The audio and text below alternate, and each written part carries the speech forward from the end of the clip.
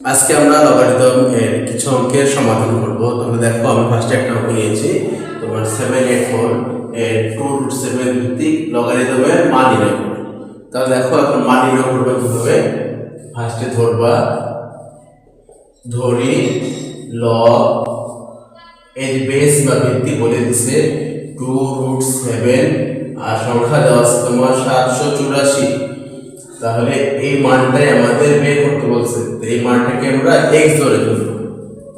এখন x এর মান বের করতে পারলে এই মানটা তোমার বের হয়ে যাবে। এখন ফার্স্টে যে কাজ করবা লগ উঠাই দিয়ে সূচকে পরিবর্তন করব।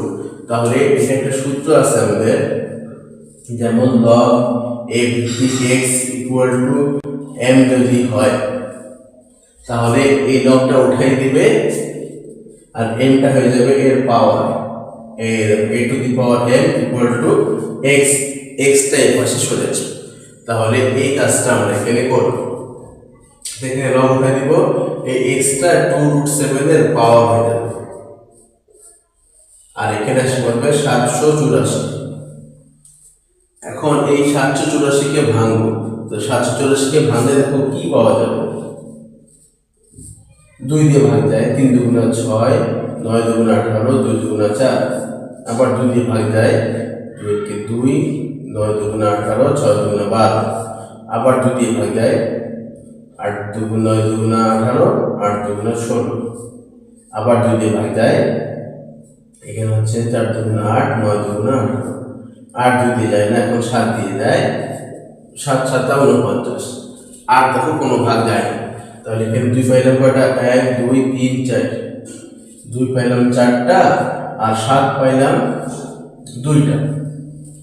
এখন আমাদের পাওয়ারটাকে 1 রাখতে হবে। এখানে 4টা আছে, এখানে 2টা আছে।